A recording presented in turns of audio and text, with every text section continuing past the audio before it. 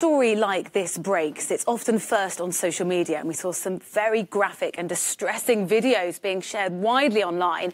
Now, our team here in The Cube, their job is just to search through and scour that information to make sure the information we're bringing you is true. But Shauna, I know the team last night found this, and you've been looking into it this morning.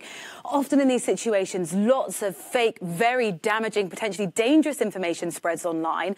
What did you find? Well, yeah, at times of breaking news, we can see misinformation start to seep through the cracks. I'm just going to show you one example of a tweet here. Again, I want to reiterate that this is false. There's false information within this tweet.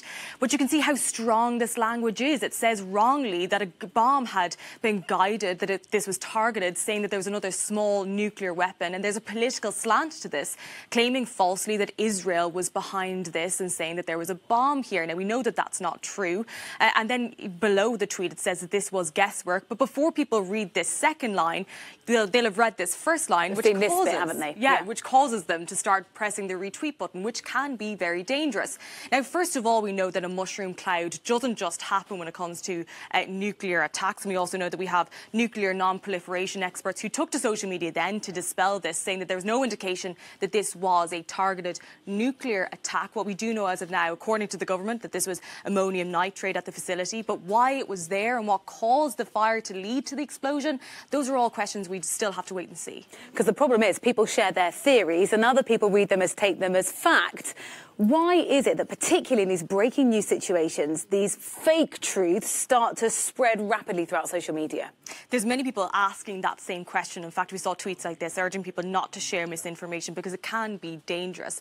But there's many reasons why it can seep through. First of all, this is a vacuum of information. And when we don't have solid facts, misinformation can fill that void, wrong information, before we have the credible information, before the credible information can catch up with the false claims. But bearing in mind, this is really an emotive time. There's people that have really been affected by this, and they can click the share button out of a place of emotion, thinking that this information could help others. So that's important to note when you're looking at social media too, that there are other people that are really are deeply affected by this. But lastly, this is a very politically sensitive time and politically sensitive place for Lebanon, and there are going to be people who share information that follow through with their own particular biases. But again, it's important to note that there's going to be an investigation about this. There are still gaps as to what we know. There's still questions as to why this explosion happened and what happened to the ammonium nitrate and why it was there. Those are all questions we're going to have to wait and see with regards to this, but we will be following through with the information as we have it. Shauna, thank you very much.